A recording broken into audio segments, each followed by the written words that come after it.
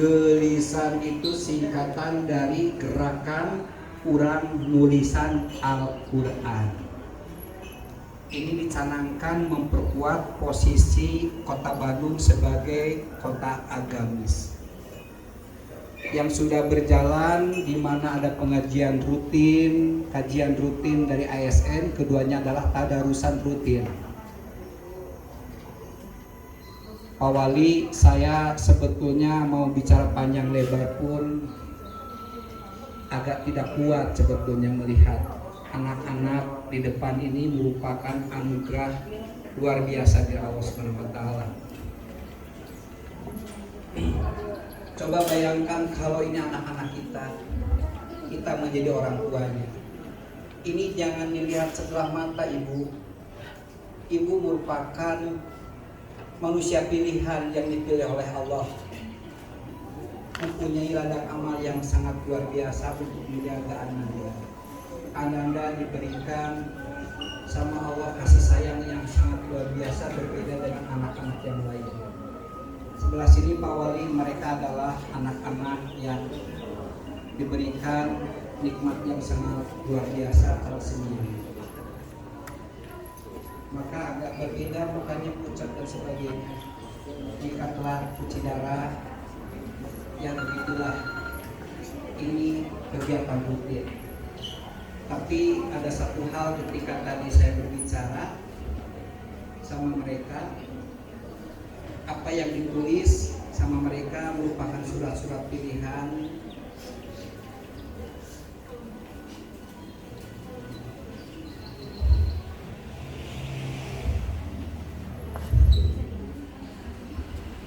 ini dibaca semua. Katanya Pak, kalau seandainya saya sudah meninggal dunia,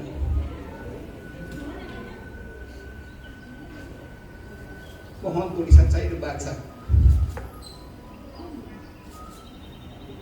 Mereka membisikkan itu ke saya, Pak.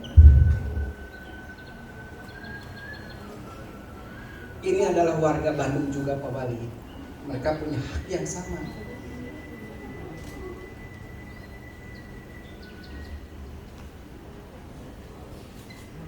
Jadi semoga apa yang ditulis sama Ananda ini tidak dijadikan museum dan hanya dijadikan pajangan, tapi tolong dibaca supaya kita bisa kelak bertetangga di surga. Saya melihat ini ada 3 foto, ada yang disabilitas dengan penuh perjuangan sangat luar biasa. Kita harusnya malu bagi orang yang bisa baca, meskipun dengan seluruh memiliki keterbatasan, tapi tetap bisa melaksanakannya. Adapun ini ada satu kelompok yang betul-betul menyadari tentang bahwa kehidupan itu bukan hanya di dunia, tapi ada kehidupan yang nanti kekal di akhirat.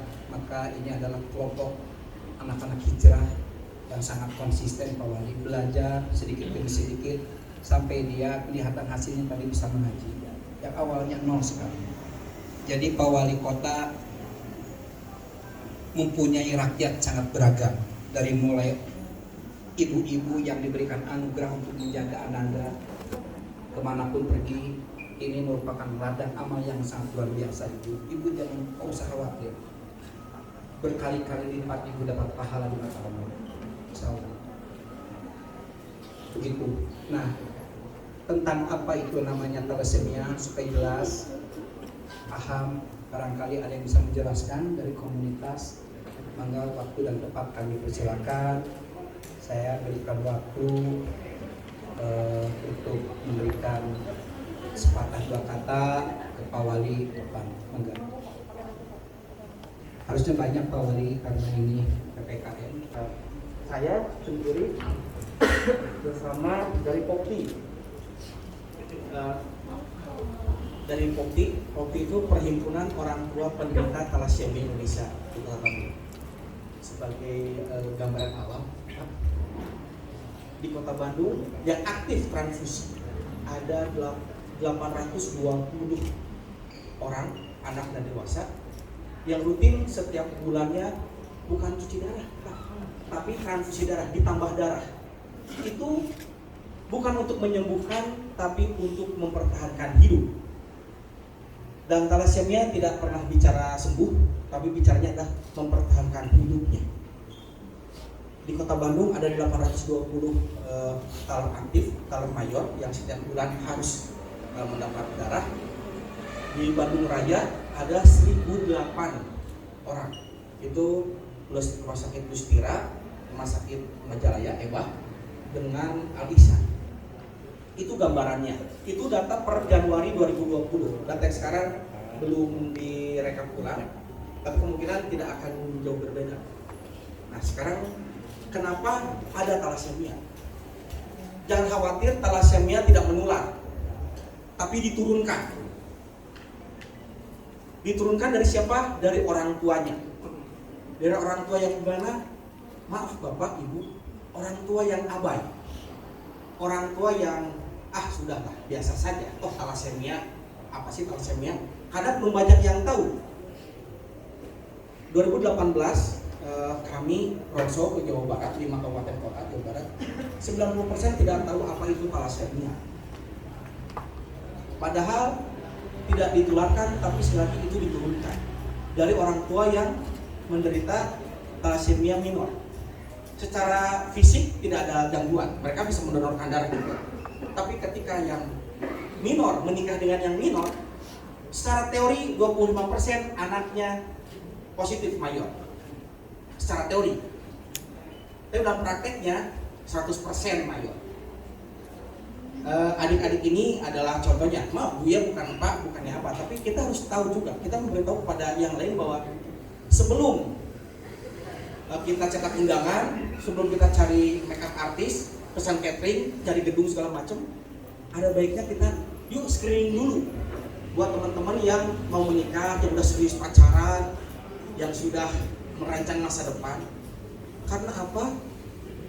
Ternyata biaya perawatan anak talar itu luar biasa.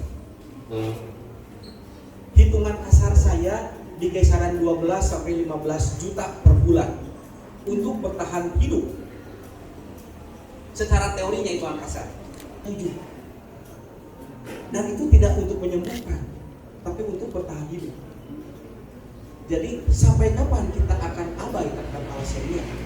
Sedangkan kita bisa berperan aktif untuk memutus mata rantai penyebaran thalassemia. Minimal di Kota Bandung. Iya, boleh. Dan itu semuanya saya terus bertambah jumlahnya. Dan kenapa kita bawa anak-anak? Karena secara teori usia balita mulai ketahuan harus ditransfusi. Diketahuan bahwa anak itu thalassemia mayor. Berarti di situ pula startnya dia harus menerima darah dari orang lain, dan otomatis zat besi yang masuk ke dalam darah pun sudah dimulai. Kebayang ketika kita memasukkan benda asing ke dalam tubuh kita, dan itu dilepas terus menerus secara rutin. Yang di sini 5 adik ini transfusinya sudah di bawah 3 minggu ya Pak ya.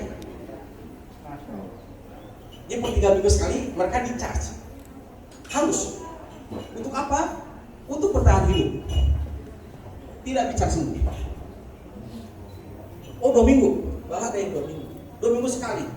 Kita bisa bayangkan jika kita yang sehat tidak mau untuk donor darah sukarela. Mereka sempat repotan ketika pandemi, ketika PMI dibatasi, mereka kelimpungan.